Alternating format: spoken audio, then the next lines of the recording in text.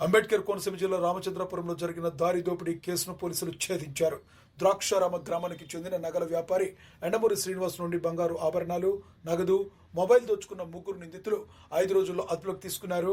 యానం పట్టణం నుండి తిరిగి వస్తున్న సమయంలో కళ్లల్లో కారం కొట్టి ఇనుప పైప్తో దాడి చేసి బాధితుడిని దోపిడీ చేసినట్లు విచారణలో బయటపడింది. నిందితులు ఓలెటి సత్యబాబు, సంగాడి రాజు, కల్లేపల్లి ప్రసాద్ తాళరేవు మండలానికి చెందిన వారిని పోలీసులు తెలిపారు. దొంగిలించిన సొమ్మును రికవరీ చేసి నిందితులను మ్యాజిస్ట్రేట్ ముందు హాజరుపరిచి రిమాండ్కు తరలించారు. ఈ కేసు ఛేదనలో పాల్గొన్న ఎస్ఐలు, సిబ్బందిని జిల్లా ఎస్పీ బి కృష్ణారావు అభినందించారు.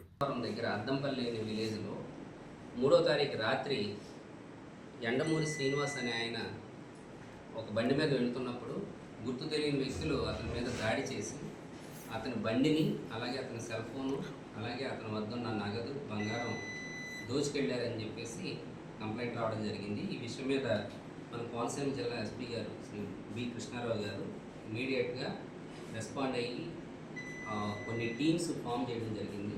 పామర్ ఎస్ఐ గారి ఆధ్వర్యంలో, అలాగే ద్రాక్షారామ ఎస్ఐ గారి ఆధ్వర్యంలో మా క్రైమ్ టీమ్స్ని ఫామ్ చేసి దీని మీద ఇన్వెస్టిగేషన్ స్టార్ట్ చేయడం జరిగింది ఇమీడియట్గా.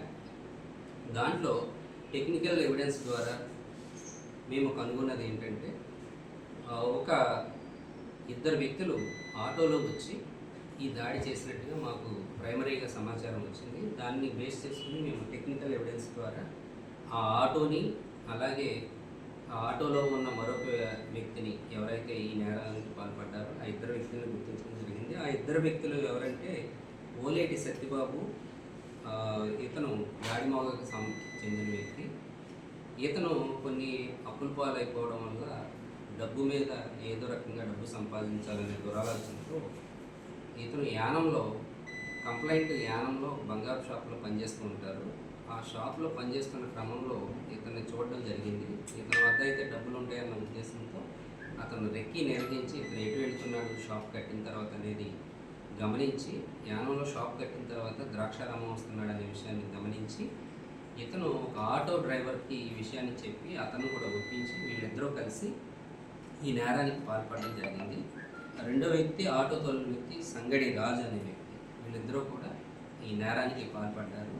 ఇతన్ని దారి కాచి కొట్టి డబ్బులు, నగలు తీసుకెళ్ళడం జరిగింది.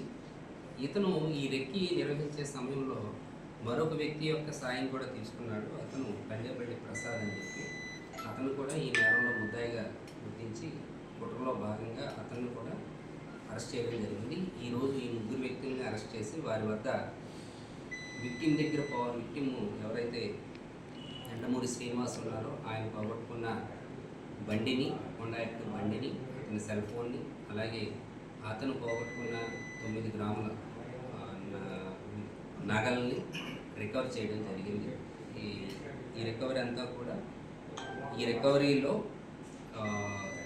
బాగా కష్టపడిన ద్రాక్షారామ ఎస్ఐ గారిని, పామర్ ఎస్ఐ గారిని, అట్లాగే మా క్రైమ్ టీమ్ అందరినీ కూడా ఎస్పీ గారు అభినందించడం జరిగింది.